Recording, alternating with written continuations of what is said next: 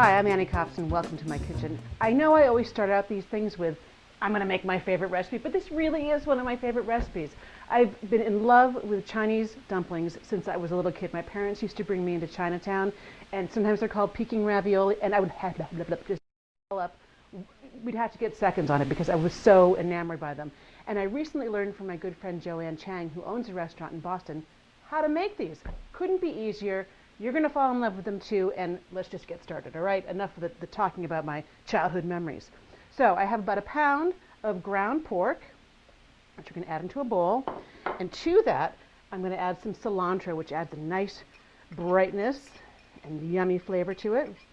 You can use your fingers for all of this, but there are cameras rolling here. And some ginger, nice and minced up. And some some chives. You could use scallions as well. And if you're lucky enough to have an Asian market near you, you can use garlic chives, which are traditional. But this is going to add some crunch and nice heat and flavor to it. Also, some finely chopped cabbage. Again, lots of nice texture. You can use Savoy or Napa cabbage. The big, typical green cabbage, it's a little thick, but if you mince it up, it'll be just fine. Now, also, some garlic, because I love garlic so much, and so do most of the Asian recipes. Finely minced, and to get it that way, the microplaner, just grate it right on there. And it's about 2 tablespoons, and that's about 4, got a jumper, cloves in there, and then just tap it, and that's that. Now, we're going to add some moisture to it.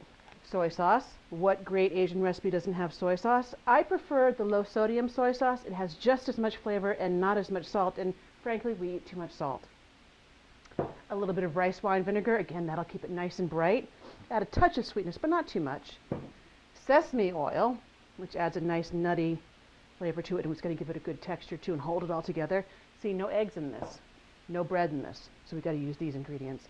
And just a couple dashes of heat. You can use sriracha, which has chilies and garlic, but Tabasco works too. Okay, spoon, no, hands. Get right in there with your hands, just like you're making meatballs or meatloaf. And just keep going until the ingredients are really well incorporated and evenly distributed. We'll come back in a few minutes and I'll show you how to stuff these bad boys. Okay, so I've given this a good mix with my hands, and then I gave my hands a good mix in some soap and water because that's raw pork and that's kind of gross. Okay, moving right along. There are all kinds of different dumpling wrappers, and you can make them yourself. It's not a difficult recipe, but it is a little bit labor intensive. So at the regular supermarket, I bought these sort of squarish rectangular ones. They work perfectly fine. In Chinatown in Boston, I found these nice round ones, which are a little bit more traditional. I'll show you how to use both. The most important thing, though, is that when you stuff them, you seal them well, because once we start cooking them, all this love that we made, we don't want it oozing out the sides. Okay, let's get started. Square ones first. Line up, Henry Ford factory assembly style, like so. Let me get this out of the way so you can see everything that I'm doing. You take about 2, this is a regular teaspoon, you want about 2 teaspoons of the filling, because you don't want to overstuff them either, or the dough will break and again you'll have split. So there it is, right in the center. I have a little bit of water.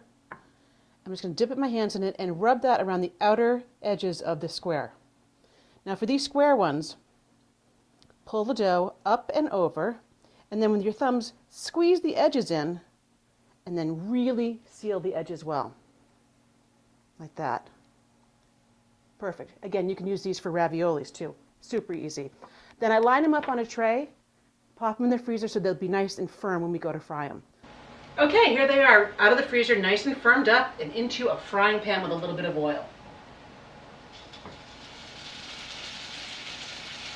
We're going to fry these on both sides, and because we've got raw pork in here, we're going to actually steam them too. Now you could just fry them and you could just steam them, but that would take a little bit longer. We like speed. So we get crispy and steamed on this one.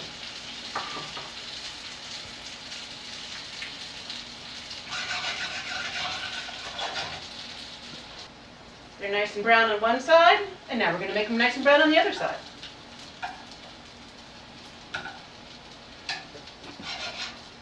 So we've let them get a little brown on the other side, and to this I'm just going to add about 2 tablespoons of water. And then cover them with a lid, and they'll finish cooking. So there you have it, Chinese dumplings or Peking ravioli, another one of my favorites. For this recipe, plus a recipe for soy dipping sauce and a whole lot more, visit us at almanac.com.